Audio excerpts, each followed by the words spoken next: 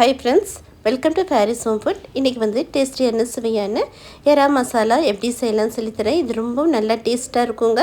இது கூட நல்ல ஒரு கீ ரைஸ் வச்சு சாப்பிட்டிங்கன்னா அவ்வளோ சூப்பராக டேஸ்ட்டாக இருக்குங்க. ரசம் சாதத்துக்கு வச்சு சாப்பிட்லாம், அவ்வளோ அருமையாக இருக்கும். வாங்க இந்த டேஸ்டியான எறா மசாலா எப்படி செய்யலாம்னு சொல்லித்தரேன். வீடியோக்குள்ளே போய் பார்க்கலாம்.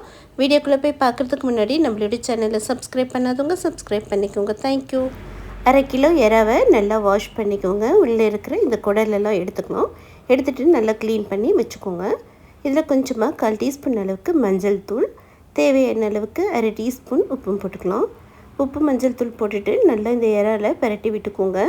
பரட்டி விட்டுட்டு ஒரு 1/2 ஹவர்லேருந்து 1 ஹவர் வரைக்கும் ஃப்ரிட்ஜில் வச்சுருங்க. எறா ஒரு 1 ஹவர் ஊறுறதுக்குள்ளே நம்ம இந்த எறாக்கு மசாலாவுக்கு ஒரு மசாலா ரெடி பண்ணணும். மிக்ஸி ஜார் எடுத்துக்கோங்க. ஒரு பெரிய வெங்காயம் கட் பண்ணி போட்டுக்கலாம். சின்ன துண்டு இஞ்சி போட்டுக்கோங்க.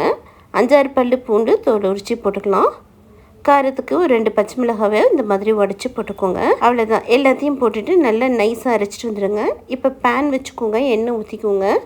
எண்ணெய் சூடானதும் இப்போ ஊற வச்சுருக்கிற எறாவை போட்டுக்கலாம். 1 ஹவர் ஊற வச்சுட்டு இந்த மாதிரி எறா செய்யும் போது எறாவில் நல்லா உப்பு எல்லாம் பிடிச்சிருக்கும். இப்போ ஒரு 2-3 நிமிஷம் நல்லா எறா வந்து நல்லா வேகட்டும். நல்லா கிளறி விட்டுக்கோங்க. ஒரு 50% வந்து எறா நல்லா வேகட்டும். இப்போ நல்லா 50% எறா நல்லா வெந்ததும் ஒரு பிளேட்டுக்கு எடுத்துக்கலாம். பாருங்கள், சூப்பராக எறா ரெடி ஆகிடுச்சு. இது ஒரு பக்கம் இருக்கட்டும். இப்போ அதே பேன்லேயே நம்ம அரைச்சி வச்சுருக்கிற வெங்காயம் விழுத போட்டுக்கலாம். வெங்காயம் இஞ்சி பூண்டெல்லாம் நம்ம பச்சையாக தான் போட்டு அரைச்சிருக்கோம். அதனால் இந்த எண்ணெயிலேயே நல்லா வதக்கிக்கோங்க. 1 நிமிஷம் நல்லா வெங்காயம் இஞ்சி பூண்டெல்லாம் வதக்கி பச்சை வாசனை போனதும் 1 டீஸ்பூன் வெறுமிளகாய் தூள் போட்டுக்கோங்க. ஃபஸ்ட்டு நம்ம வெங்காயத்தில் பச்சை மிளகாய் அரைச்சி போட்டிருக்கோம். அதனால் காரம் உங்களுக்கு ஏற்ற மாதிரி போட்டுக்கோங்க. இப்போ 1/4 டீஸ்பூன் மஞ்சள் தூள், 1/2 டீஸ்பூன் ஜீரகத்தூள், 1 டீஸ்பூன் மல்லித்தூள் போட்டுக்கலாம். அவ்வளோதான். இப்போ மசாலா எல்லாம் போட்டதும் இந்த வெங்காயத்தோடு நல்லா வதக்கி விட்டுக்கோங்க. மசாலா வதக்கும் போது ட்ரையாக இருக்கிற மாதிரி அடி பிடிக்கிற மாதிரி இருந்தால் 2 டீஸ்பூன் எண்ணெய் ஊற்றிக்கோங்க.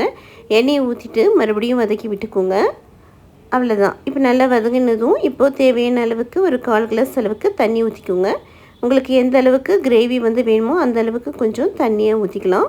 ஊற்றிட்டு நல்லா மிக்ஸ் பண்ணி விட்டுக்கோங்க.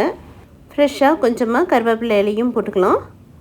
போட்டுட்டு 1 செகண்ட் மட்டும் நல்லா இந்த மசாலா வந்து கொதிக்கட்டும்.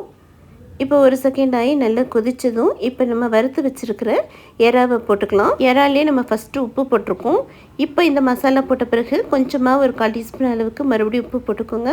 உப்பும் போட்டுட்டு மிக்ஸ் பண்ணிக்கோங்க. உப்பு காரம் எல்லாம் நீங்கள் செக் பண்ணிக்கோங்க. ஆல்ரெடி நம்ம எறாவை வறுத்து போட்டதுனால அப்போவே ஒரு 50% வெந்திருக்கும். இப்போ மீதம் வந்து இந்த மசாலாவோட ஒரு 5 நிமிஷம் அடுப்பை கம்ப்ளீட்டாக சிம்மில் வச்சுட்டு ஒரு 5 மினிட்ஸ் அப்படியே மூடி போட்டு விட்டுருங்க. கொஞ்சம் வேகட்டும்.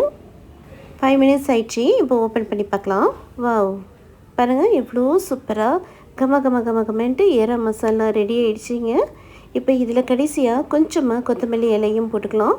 நீங்கள் விருப்பப்பட்டால் கடைசியில் 1/4 டீஸ்பூன் அளவுக்கு கரம் மசாலா தூள் போட்டுக்கலாம். வேணும்னா போட்டுக்கோங்க, இல்லைனாலும் நீங்கள் ஸ்கிப் பண்ணிக்கலாம். போட்டுட்டு நல்லா 1 செகண்ட் மட்டும் நல்லா வதக்கி விட்டுக்கோங்க. அவ்வளோதான். சூப்பராக எறா ரெடி ஆகிடுச்சு. இப்போ வந்து ஸ்டவ்வை வந்து ஆஃப் பண்ணிக்கோங்க. இப்போ வாங்க இந்த எறா மசாலாவை ஒரு பிளேட்டுக்கு மாற்றிக்கலாம். பாருங்கள், நல்லா சுட சுட டேஸ்டியாக எறா மசாலா ரெடி ஆகிடுச்சிங்க. இந்த எறா மசாலா கூட நல்லா சுட சுட நெய் சோறு வச்சு சாப்பிட்டிங்கன்னா அவ்வளோ சூப்பராக இருக்குங்க. ஒரு தடவை இதே போல் நெய் சோறு செஞ்சுட்டு எறா மசாலா செஞ்சுட்டு சாப்பிட்டு பாருங்கள். இதே போல் எப்பவும் செய்ய சொல்லி வீட்டில் அவங்க தொல்லை பண்ணுவாங்க. இதே போல் செஞ்சு பார்த்துட்டு எப்படி இருக்குன்னு கமெண்ட் பண்ணுங்கள். இந்த வீடியோ பிடிச்சிருந்ததுன்னா லைக் பண்ணுங்கள், ஷேர் பண்ணுங்கள். ஃபேரிஸ் ஹோம் ஃபுட் சேனலுக்கு சப்ஸ்கிரைப் பண்ணுங்கள். தேங்க்யூ ஃபார் வாட்சிங். பாய்.